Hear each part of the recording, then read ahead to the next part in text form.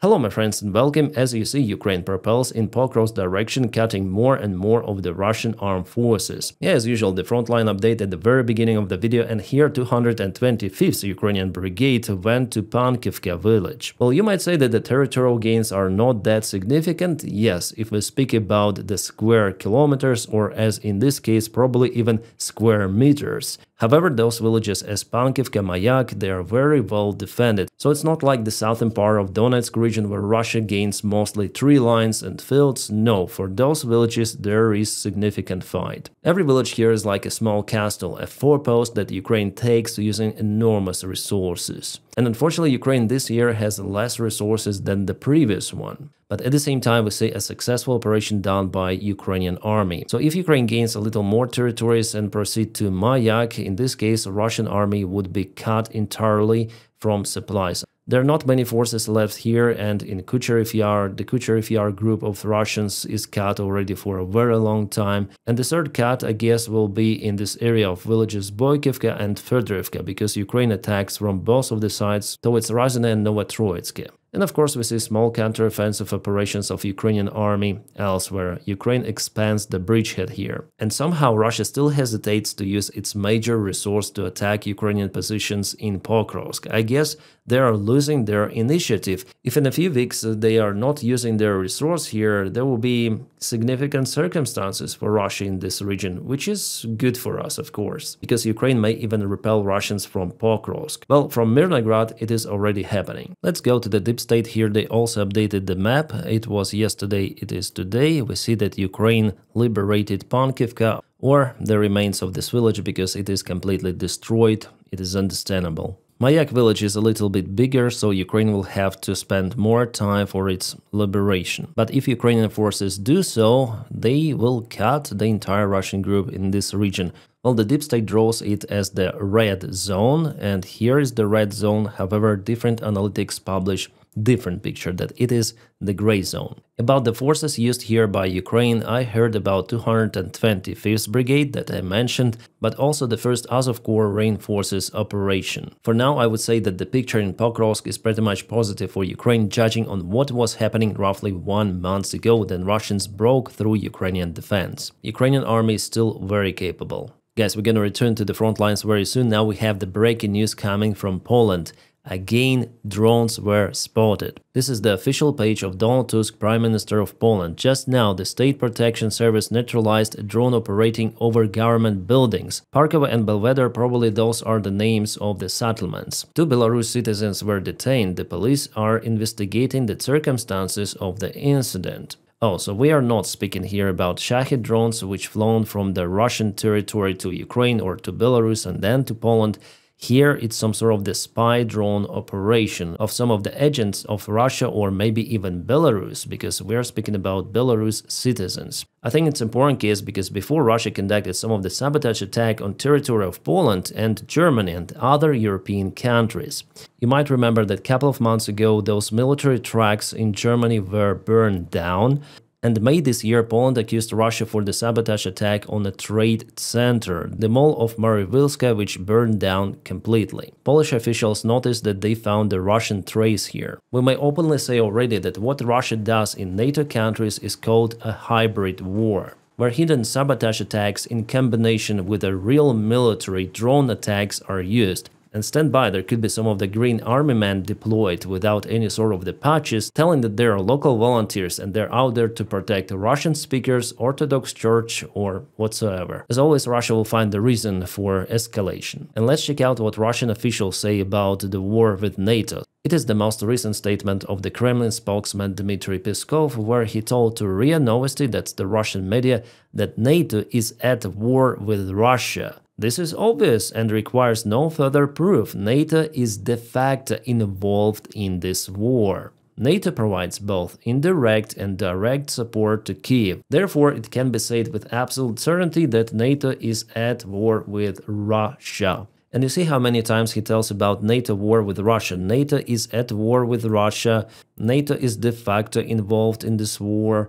And again, NATO is at war with Russia 3 of the times. Everything of that is in the small format of the text, so it's the real political already escalation from Russia, one more part of the hybrid war. But remember how just 5 days ago Russian drones went into Polish airspace, more than 20 of the drones, and Polish politicians say that, oh, it's not an attack, it's just an escalation. Yeah, of course. Russia says that it is at war with NATO, and NATO says, okay, it's nothing serious. Yeah, it's not even an attack. Yeah, NATO deployed some of the, few of the forces to Lithuania, to Poland, but it's not enough, of course, for the threat that Russia and Belarus, for example, possess there. Yeah, the most recent that United Kingdom together with France deployed the fighter jets. France sent Rafale and UK sent Typhoon fighter jets. Awesome fighter jet, you may see it here. But again, we are speaking about just few of the airplanes. It's not enough to get the air superiority in case of the full-scale Russian intervention.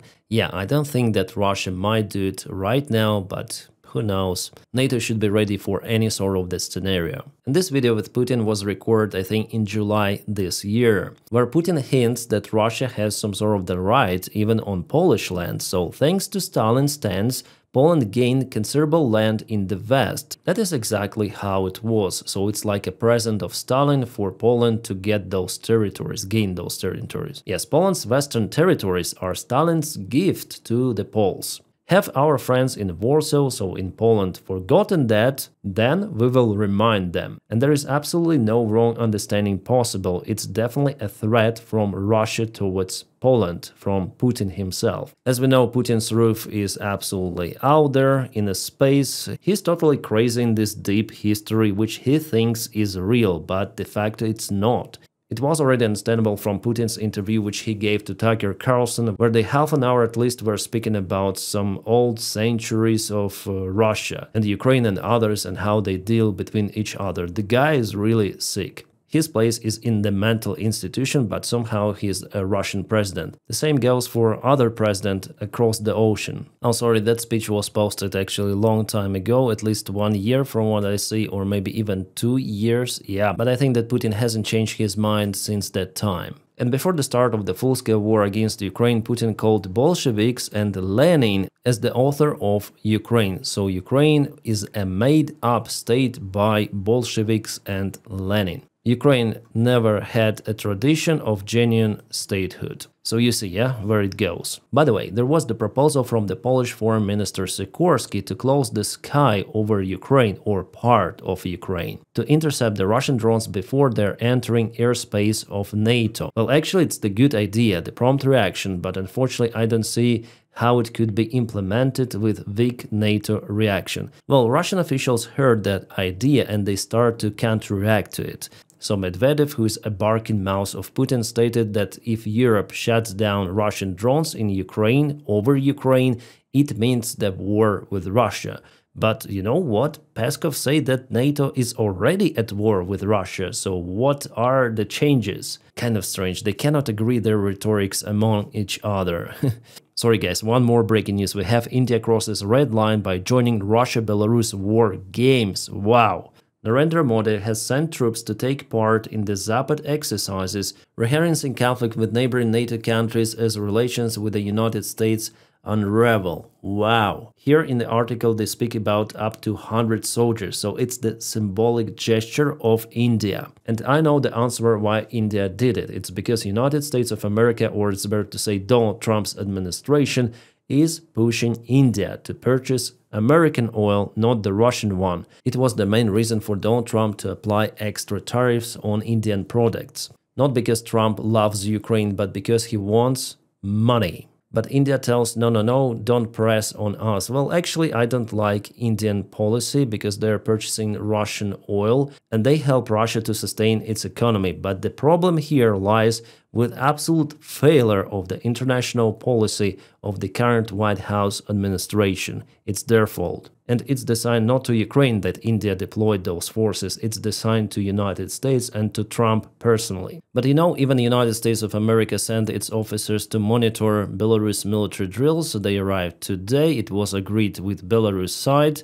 So those two officers will be presented somewhere. But the drills are happening not at the specific spot, they're happening elsewhere in many of the bases. So those two guys, they will not be aware about what is happening, about those provocations. Yeah, so you may say that United States also joined those drills. Right, one more breaking news. Why do we have those breaking news by the time I'm filming the video? So one more alleged cartel boat was captured by United States military in Caribbean Sea. Well, at least I don't see many people as in the previous case, where it's kind of strange to have the cartel boat full of people. 11 persons were before, like a couple of days ago, then the United States struck the boat, and here is one more case. Clearly there was the person and the boat is gone. For now, I'm not sure of how many people were inside, and I hope that someday Pentagon will provide us with some of the real evidence that those were definitely drug dealer boats. Yeah, this boat definitely looks like it. There are some of the engines, more than one at least, and there could be the cargo here or up front, but it's not the evidence. Like the boat construction is not the real evidence that it definitely transported some of the drugs. There should be a real evidence. Otherwise, it could be classified as the war crime. I'm saying you from the international law perspective. But JD Vance says it doesn't matter how it's called, they will continue those strikes. But it seems like the boat was so important that even freaking Donald Trump wrote this huge post on his Truth Social. This morning, on my orders, United States military conducted a second kinetic strike against positively identified extraordinary violent drug trafficking cartel in the Southcom area of responsibilities. Strike occurred while these confirmed dealers from Venezuela were in international waters transporting illegal substances. Okay, I'll call it like this for YouTube. Well, if it is a confirmed case, I would like to see that confirmation, please. Because whether we like it or not, we don't have any sort of the confirmation rather than confirmation coming from Donald Trump. And I wouldn't trust this person at all. Venezuela's dictator Nicolas Maduro, yeah, you may definitely call him a dictator, says that America is preparing for military aggression against Venezuela. Well, for now, I'm not sure about this military action that the United States might do there. Well, maybe just a limited one, some of the Tomahawk missiles, but not the intervention. For that, they need air carriers, which are not yet being deployed there. I don't know why this video was posted with this post, but there are no air carriers. Oh yeah, here we have photo of Indian soldiers deployed to military exercise Zapad 2025. Yeah, it's legit. Alright, and now let's go back to the front lines. This is the Sumy region, Alexeyevka village. The situation there for the Russian army is critical. Well, at least we heard how Russians complain in their social media. Russian military bloggers, they say that they're up to be encircled in Alexeyevka. By the way, not long time ago, Ukraine gained more ground in Kindrativka and moved more to Konstantinivka. So Ukraine tries to cut Russians in this area. There is one supply road that goes from the other village, but Russians might use one more field road for supplies. We'll see how it goes for Ukraine. Tomorrow or the day after tomorrow, I hope for the positive changes. Alexeyevka should be covered with blue, absolutely, and Ukraine will go further and further because Russia lost its strategic initiative in Sumy. Speaking about the front lines, I want to point out again an important location of Kupiansk city because Russia propels further. They expanded the gray area into several of the blocks of the city itself, so it was yesterday.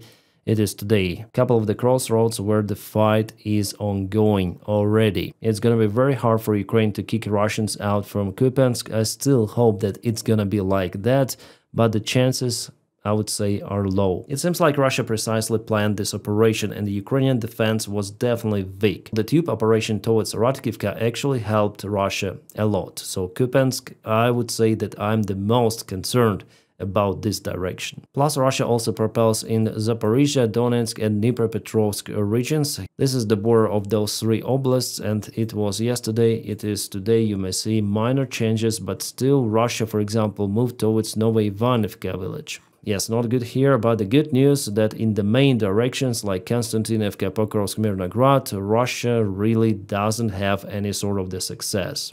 But for other directions, unfortunately, Ukraine is in lack of the resources to send emergency forces to stop Russian assaults. But those Russian assaults are still very limited compared to the previous months. Yeah, I see the decline in the Russian pace, but judging on the accumulation of their forces, and they deploy those in Donetsk, in Horlivka, I think that Russia might attack somewhere in Pokrovsk or Konstantinovka. Now the internet connection on the front lines is very important for our drone operators to receive the signal from the surveillance drones and for FPV drone operators to hit precisely targets. Starlinks really help, but today Magyar reported about the outage with the signal. Unfortunately, Starlink was down for several hours. Yeah, report indicated the signal loss, but from what I know so far, it was restored, so Starlink operate as normally. Yes, I might have my personal attitude towards Elon Musk. I think he's really an evil man. By the way, I recorded the video about it on my trash channel, other channel.